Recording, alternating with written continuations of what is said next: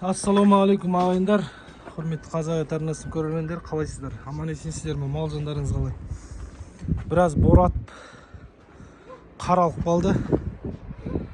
Әжептәуір қармен алысып, мал шаруашылығы, үй шаруашылығы болғаннан кейін кейде қарға үлгеремей жатамыз. Пока осылай тропинка ашып алдық, өйткені бүгін ертең тағы да борандар болады дейді. Пока күтіп жатырық. Міне құрметті көрермендер, ағайындар, атымыз тұр. Әлі бордақыда. Әлі тұрады ау кішкене. Құрметті көрермендер, енді бір ниеттеніп бір кішігірім сіздерге бір видео түсірейін деп бос уақытым болып тұр. Бұқалар тұрып тұр екен. Енді құрметті көрермендер, комментарий жазып жатсыздар. Алла разы болсын баршаларыңызға, мал жандарыңызға Алла тағала амандық берсін. Енді маған ютубтан хабарласып, кішігірім ақыл сұрап, кеңес сұрап жатқан аға бауырларымыз бар. Сол кісілерге Алла разы болсын, хабарласып, ақыл сұрап жатқандарыңызға білгенімізді айтып жатырық. Енді құрметті көрермендер, бір сол туралы бір кішігірім видео түсірейін деп, бордақы мал бордақыда тұрып неге жем жемей қалады дейді. Сосын ол жемді көбейтсек жем жемей қалып тоқтап қалып жатады дейді. Енді құрметті көрермендер, өзімнің практикада болған, өзім қолданып жүрген әдісті айта кетейін. Енді өздеріңізге керектігін аласыздар деген ойдамын. Енді барлығыңыз білесіздер, әрдайым айтқан болатынмын, бордақы бастаған кезде, мен енді басында былтыр бордақылаған кезде, биыл енді екінші жыл ғой, 600 граммнан 700 граммнан бастаған болатынмын былтыр. Енді биыл көрейік деп не болса да 2 килограммнан бастадым. Негізі сол дұрыс болады екен. Өйткені бұқа жай-жайдан жесе, бұқа соған үйреніп алады да, өзіне керектісін жейді да, содан кейін қалады. Оған әжептәуір 7-8 айдай уақыт кетеді, оны жай-жайдан қосып көтергенше. Енді бірден қоссаңыздар, мен өзім бірден қосқан кезде бұқалар көбісі ішіп өтіп, тышқақтап қалып жатқан болатын. Енді бұл дала жайылымынан келген мал, өрістен келген мал, жемге келген кезде, жеген кезде іштері үйренбеген, ішіп өтіп тышқақтайтын болады. Бірақ сол ішіп өткеннен кейін, бұқа тоқтағаннан кейін 4-5 күн жеп, содан кейін қайттан шөпті көбіректеу салып, ішін қиылдыртып, қойдыртып, сосын ары қаратай бордақыны алып кетіп жаттым. Енді мен бірінші бұқаны қойдым, екінші, үшінші бұқаны қойдым. Енді бірден, екіден, үштен жақсы өттік. Енді ары қаратай қалай болады екен деп тура солай да істеп көрдім. Аллаға шүкір жақсы, барлығы бірдей болды. Барлығының симптомдары да бірдей болды, іші өтті. Содан кейін 1-2 күн тоқтады жемнен. Содан кейін шөпті көбіректеу беріп, суарып, сол жемді алдынан алмай, сол жемді ары қаратай жеп, содан 2-2,5-3-4 килограмм, бір айдың ішінде 4,5-5 килограмм, 4 килограммға бұқаны шығарып алдым, Аллаға шүкір. Енді жемді бұқа берсең жей береді, көп кете береді. Сондықтан мен алдында сол 4 килограмм, 5 килограмм, 6 килограммды ұстап тұрдым. Қай бұқа қалай жейді, солай салып қойдым. Мына бұқа 5 килограмм жейді, 6 килограмм жейді, кейде қалдырады 1 килограммдай. Солай қойып қойдым, өзіне керектігін жейді, керек кезде тауысып алады, керек кезде қалдырады. Енді бұл бұқалар енді жақсы көтеріліп, жақсы нетіп келе жатыр, жем жеулері де жақсы, риза қылып жатыр. Енді құрметті көрермендер, көбінесе жемді бұқа жемей жатқан жемей қалады. Неліктен? Енді көбісі жемді беріп, бұқа басында қызығып, жемді жеп, енді тәтті болады ғой. Содан кейін уақыт өте келе шығып кетеді да. Сіздер енді көп адам шөпті көп салып жатады. Шөпті көп салып жатқаннан кейін бұқа шөпке үйреніп алады да, шөпке сүйеніп алады да, жемге құнықпай қалады. Енді бұл мағынада құнығу деген бар енді. Бұқаны жемге құнықтыру керек ше. Жемге құныққан бұқа ол жемді жей береді. Сондықтан кейде шөпті аз салып, жемге құнықтыру жақсы болып табылады. Жемге құныққаннан кейін жемді жақсы жейді. Одан кейін енді көп ағайындарда басқа арпадан басқа, кебектен басқа болмай жатады. Содан кейін ол кісілер бидай беріп жатады. Сол бидайды басында 1-2 апта, 1 ай жейді да тоқтап қалып жатады. Өйткені бидай білесіздер ауыр және майлы болып келеді. бұқа содан кейін тоқтап қалып жатады, әрі қаратай жемді жемей. Енді менің өз ойым, дені сау, асқазанында пакет жоқ, салафан жоқ, народный предмет жоқ бұқа жемді де, суды да, шөпті де жақсы ішу керек. Өйткені бұқа қарын ашады, ол қарын ашқаннан кейін қайткенде сол алдындағы жемді тауысатын болады. Негізі құрметті көрермендер, көп жағдайда режим деген жақсы болып жатады. Режимға қатты көңіл бөлу керек. Таңғы 6-та жайғасаңыздар, қайтадан кешкі 6-та жайғау керек. Бұқаның арасындағы интервал 12 сағат болу керек. Шамаларыңыз келіп жатса, сол 12 сағатты бұқаның асқазанын қорытылып, келесі арпа жем жеуге бұқаның асқазаны дайындалып тұрады. Содан кейін бұқа соған құнығып, соған үйреніп, өзіне керектігін жеп алып отырады. Енді құрметті көрермендер, бұзау 1,5 жасар, 2 жасар, 2,5 жасар, 3 жасар бұқалар, олардың тәбеттері әртүрлі болады. 2,5-3 жасар жеген жемді бұзау және 1,5 жасар кейде жей алмай жатады. Өйткені малдың бойына, денесіне, асқазанына байланысты. Бұқаның бойы үлкен, денесі үлкен болғаннан кейін оған көп калория керек болады, көп жем шөп керек болады, сондықтан бұқа көп жейтін болады. Енді құрметті көрермендер, бұда ешқандай қиындығы жоқ. Бұқа жем жемей қалса қорықпаңыздар, диетаға қойып жіберіңіздер. Бәлкім бұқада мүмкін температура болып тұрған шығар, ауырыңқырап тұрған шығар. Аптекаларда сатады, артқы проходтан көтеншегінен тікшегінен тығып бұқаның температурасын өлшеп аласыздар. Бұқаның температурасы тоже 37-38 градус болып тұрады ғой деймін. 40, одан 41 градус болып кетсе, бұқа ауырыңқырап тұр. Значит, бұқаның ішінде бір инфекция бар, немесе бұқада бір ауызбен айтқан кезде суық тигізіп алуы мүмкін. Енді соларды қатты қадағалаған дұрыс. Кейде бұқаның іші үріліп кетеді, көңіл күйі болмайды, содан кейін жем жемей қалады. Енді сол жағдайларды алдын алып отыру үшін негізі шама келгенше бұқаны 2 мезгіл суарып отырған дұрыс. Әрқашан су бұқаның асқазанын жұмыс етуге жақсы септігін тигізеді.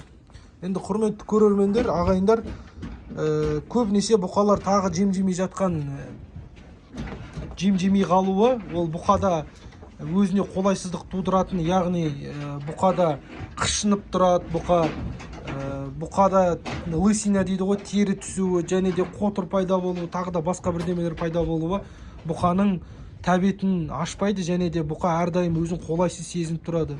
Соларды кетіру мақсатында ең алдымен бұқаны бордаққа қойып жатасыз ғой енді. Сол кезде ішкі құрттардан құтылу үшін, ішкі паразиттардан құтылу үшін альбендазол деген бар, енді көбісі білет. Жидкий түрінде, су түрінде, соны бұқаның аузына диетаға қойып, таңертең, сосын тағы да бір 2 күннен кейін немесе 3 күннен кейін тағы да таңертеңгілік құйып жіберген абзал болады. Содан кейін келесі айда тағы да соны қайталаған дұрыс. Бұқаның ішіндегі ұзын шек құрттары болады, ерелек. Соларды түсіріп алу үшін сол альбендазол беруге болады. Содан кейін сол альбендазолға қосымша ивермек егіп, немесе ивермексан дегендер бар, соларды егіп жіберу керек. Түсіруіне де көмегін тигізеді, тері асты, тері үстіндегі клеш сондайларды түсіреді. Енді құрметті көрермендер, осындай процедураларды жасасаңыз, бұқаңыз неге семірмейді, семіретін болады. Енді кейбір мынандай жағдай болып жатады, енді көбісі біліп, көбісі білмей жатуы мүмкін. Кейбір бұқалар, арық бұқалар көтерілмей жатса, енді көбінесе енді адамдарда болады ғой. Қаны түсіп кетеді. Енді бұлай бір ауызбен айтқан кезде жаңағы дәрігерлер айтады ғой, қанды көтеру үшін, например, мед жеу керек, свекло жеу керек, ананы жеу керек деп. Бұқаларда да сондай болады, құрметті көрермендер. Қаны түсіп кету жағдайларда бұқаны аптекаларда сатады, свеклодан істелген бір витамин бар. Соны бұқаға беру арқылы бұқаның қанын көтересіздер. Содан кейін бұқа көтеріледі. Егер де ол процесс долгий болып кетеді десеңіздер, бұқаға тамырдан не салып жіберу керек? Система қойып жіберу керек. Бұқа система қаны бәрі тазарып, қаны көтерілгеннен кейін бұқаның аппетиті де ашылып, бұқа жақсы семіруге көп мүмкіндігі болады. Көбінесе бұқаның көтерілмей, семірмей жатқаны сол қанның көтерілмеуінен де болады. Енді мына бұқалар көтерілген, бұлардың қандары жақсы болып есептеледі. Енді мынау қызыл бұқа менде қызыл бұқа бар, енді білесіздер, барлығы жақсы көтеріліп келе жатыр, бірақ мына қызыл бұқа кішкене қан ішіп тұр. Бұл бұқа, былай қарасаңыздар, қанша жем жесе де іші үрілмейді. Яғни оның ішінде народный предмет, яғни салафан, пакет жоқ. Енді құрметті көрермендер, аппетиті де жақсы, бірақ бұқа сәл кішкене көтеріліңкіремей тұр. Өйткені неге? Бұл бұқаның қаны түсіп кеткен. Бұл бұқаға витамин беру керек, сондай свекольный витамин береді, немесе тамырдан жаңағы система салу керек. Енді Алла нәсіп етсе, осы 1-2 күнде бұл бұқаға сондай витамин берем, содан кейін сіздерге көрсететін болам, Алла нәсіп етсе. Кейбір бұқалар болады, енді мынау енді Галштейн бұқалар өз породасына сондай көтерілмейді. Бірақ енді мал болған соң сәл-сәл ептеп көтеріле бастайды. Енді жаңағындай қатты арық бұқалар болады, көтерілмей жатқан, соларға сондай витамин қолдансаңыздар болады. Енді барлығын кішкене бір түсінікті қылып айта кеттім деген ойдамын. Ең бастысы бұқаға жаңағы паразиттарын түсіру, содан кейін бұқаның жемін контроль жасау, яғни ол бұқаға қатты майлы жем бермеу. Ең бастапқы айларда кебек, арпа, яғни сондай жеңіл кормдар берген дұрыс, бұқаның көтеріліп семіруіне жақсы септігін тигізеді. Енді құрметті көрермендер, тағы да бір айтып кететін жағдай, енді комментарияда мылжи бермеш деп жазып жүріпті. Сөйлемесе сөз өледі дейді ғой, қазақ атам айтқаннан кейін. Енді қалай мылжысақ та, қалай айтсақ та, енді осылай ғана жеткізіп алып жатырық. Сөйлеу жағынан бір қандай да бір қателік кетіп жатқан болса, бір оны бір оқып, білім алып жатқан жоқпыз. Бір өзімізге арнайы бір сценарий жазып, сол арқылы сөйлеп жатқан жоқпыз. Аузымыздан шыққан сөзді сіздерге ана тілінде жеткізіп жатырық шамамыз келгенше. Енді көрермендерге айтарым, кішкене қолдарыңызға, саусақтарыңызға ие болып, ондай беталды әңгімелер жаза бермеңіздер. Сөйлемейтін, әудемейтін қазақ жоқ дейді. Сондықтан Аллаға шүкір, Алланың берген тілімен сіздерге сөйлеп жеткізіп жатырық. Қатты кетсем ренжімеңіздер. Бұл жерде ешқандай қатты кеттім деген ойда емеспін. Бір рет жазды, жарайды, айттым, ренжімеңіздер деп. Екінші рет жазды, енді екінші рет артық болып кетті ағайындар. Сондықтан кішкене қандай комментарий жазып жатсыздар, соғанда қараңыздар. Адамның көңіліне тиетін сөз айта бермеу керек, беталды. Өйткені Құранда келген, біздің шариғатымызда бар, кімде-кім бір мұсылманды адамды ренжітетін болса, ол бүкіл дүйім мұсылманды ренжіткендей болып есептеледі, сондай күнә алады. Жер бетінде қанша миллиард мұсылман бар, сол миллиард мұсылманды ренжіткен болып есептеледі.